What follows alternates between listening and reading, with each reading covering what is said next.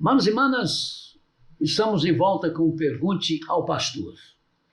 Caso o irmão ou a irmã, caso você queira fazer alguma pergunta, você pode usar o WhatsApp oficial da igreja, 21 241 4177, que é o telefone da igreja, ou o link que é semanalmente postado nos grupos oficiais da igreja, nas redes sociais, lembrando que pelo link as perguntas são anônimas, caso você não queira se identificar. Mas vamos à pergunta de hoje. Esta pergunta é: o texto bíblico nos diz que se confessarmos os nossos pecados a Ele, Ele é fiel e justo para nos perdoar de todos os pecados e nos purificar de toda injustiça.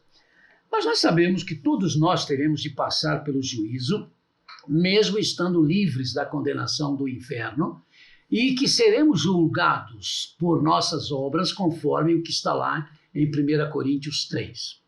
As recompensas serão diferentes para cada um? Como é que vai ser isto? Vamos ver. No livro do Apocalipse está escrito sobre o grande trono branco, diante do qual comparecerão todos os grandes e pequenos. Apocalipse 20, de 11 e 12.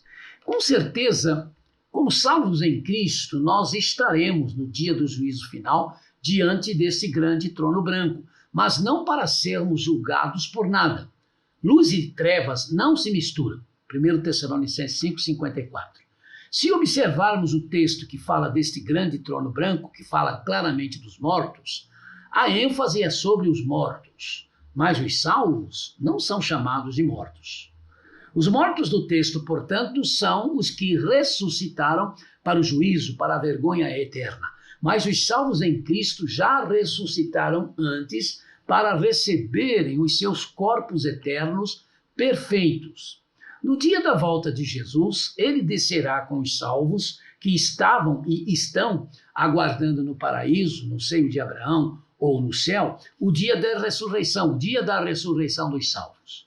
Nesse dia, os que estão no céu descerão com Jesus para receber seus corpos eternos e perfeitos e se encontrarem com os salvos e salvas que estiverem vivas nesta terra. Os salvos que estiverem vivos e vivas nesta terra receberão seus corpos eternos e perfeitos num abrir e fechar de olhos, e após o encontro com os que desceram com Jesus, subirão para o céu de volta. 1 Coríntios 15, 51 a 53. Isto antes do juízo final. Ou seja, como salvos e salvas, estaremos sim no juízo do grande trono branco, mas para participar do julgamento como julgadores. Por isto, Paulo fez aquela pergunta em 1 Coríntios 6,3. Vocês não sabem que haveremos de julgar os anjos? O julgamento dos anjos, eis um tema que até hoje não teve um consenso da teologia, vai ficar para uma outra oportunidade. Que não vamos ser julgados no juízo final, isso nos garante o Senhor Jesus, quando diz, referindo-se a si mesmo: quem nele crê não será julgado ou condenado. João 3, 17 e 18. Ambas as traduções são corretas e ambas falam de uma situação de não julgamento, porque em Cristo Jesus não há julgamento ou condenação. Ele nos fez e faz livres para sempre. No juízo final, estaremos ao lado de Deus, participando do julgamento dos que rejeitaram Jesus Cristo. Por isso, Paulo fez a pergunta: vocês não sabem que os santos hão de julgar o mundo? 1 Coríntios 6,2.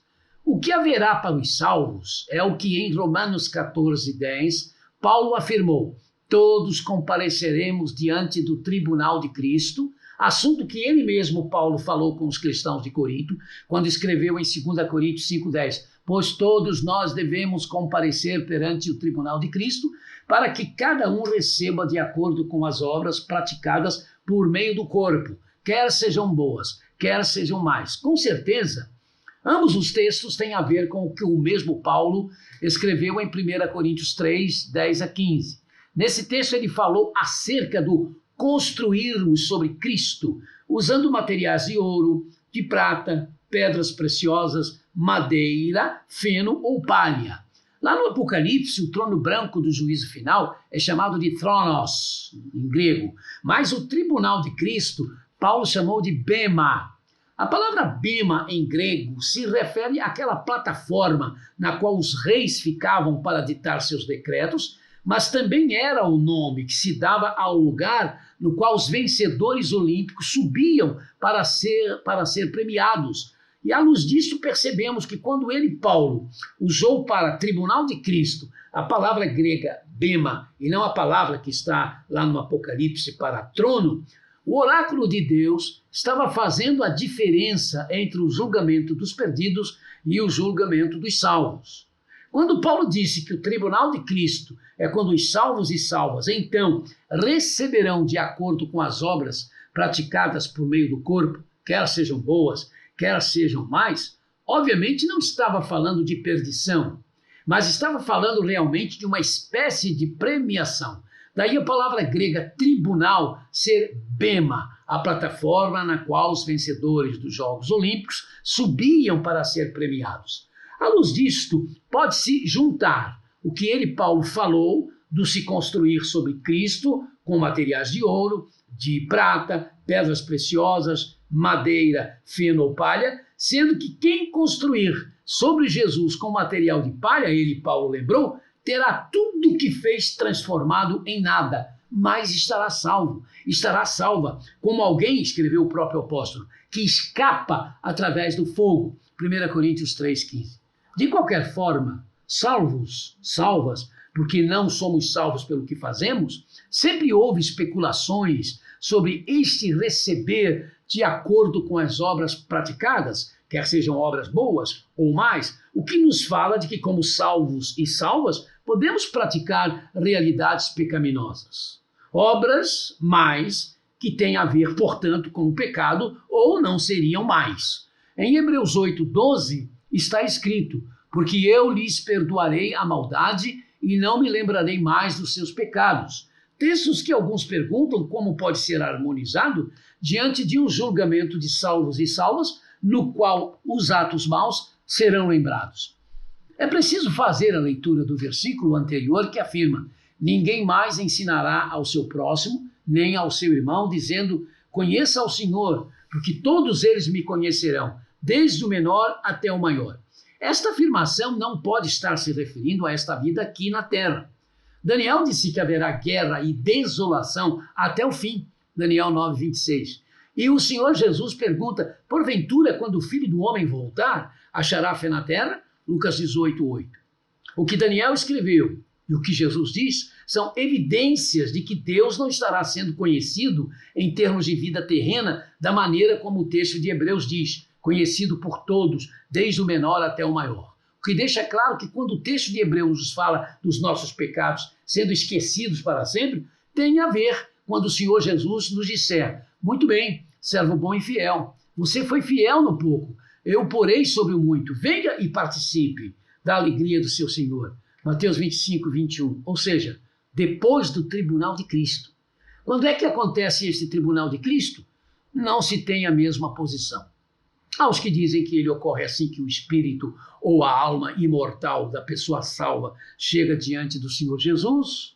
Outros há que falam que no final de vida, antes de haver a total separação da alma imortal do corpo.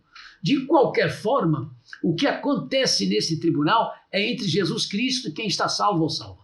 Não será como no trono branco a oportunidade, quando os perdidos fizeram aquilo que os perdidos fizeram, há de ser revelado a todos os seres humanos.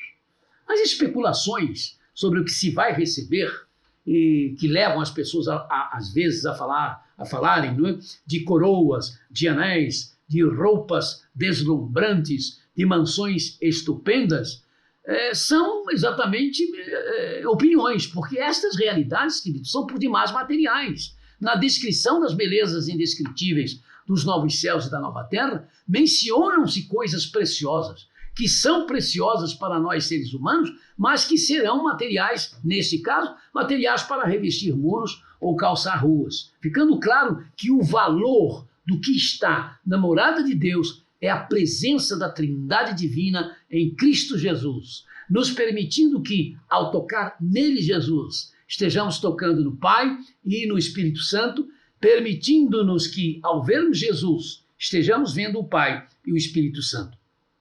Esta será a grande riqueza do que se chama de vida eterna, quando, como salvos e salvas por Cristo, e isso começa em nós, como obra do Espírito Santo de Deus, há de se experimentar a regeneração que visa nos parecermos cada vez mais com Jesus Cristo. Por isso somos cristãos, pequenos cristos.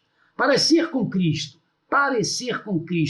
é o se chegar à plenitude de Cristo, de modo que, a meu ver, o que vamos receber no tribunal de Cristo é esta plenitude de estar mais parecido com Cristo, de forma que, à luz do tribunal de Cristo, como salvos e salvas, todos entraremos na alegria do Senhor, mas uns mais parecidos com Cristo do que outros, ou seja, uns mais dentro da plenitude de Cristo do que outros, porque enquanto aqui viveram por amor a Jesus, construíram sobre Cristo obras aos olhos de Deus preciosas. Eu não vou entrar na alegria do meu Senhor parecido com ele, como João parece com ele, como Estevão parece com ele, como Paulo parece com ele, como Maria, que foi sua mãe terrena, parece com ele. Como Maria, irmã de Lázaro, né, que ungiu seus pés, parece com ele. Como Enoque, Elias, Moisés, se parecem com ele. Mas eu vou ter toda a eternidade para cada vez mais me tornar parecido com ele. Isto será normal. Mais uma vez, a obra e graça do Espírito, que é eterna, continuará. Não, eu jamais serei como ele, Jesus. Mas um dia, na eternidade, eu estarei parecido com ele, como todos os que estiverem lá estarão parecidos. Ah, onde isso está escrito na Bíblia? Alguém pode me perguntar. Em lugar nenhum. Digo mais, o que você pensar sobre isto, sobre o que há de receber no tribunal de Cristo, seja o que for, também estará sujeito a esta mesma pergunta. Onde é que isso está escrito na Bíblia? De modo que a resposta tem de ser, pelo menos, coerente. E, honestamente, eu acho que o que passei para vocês é bem coerente.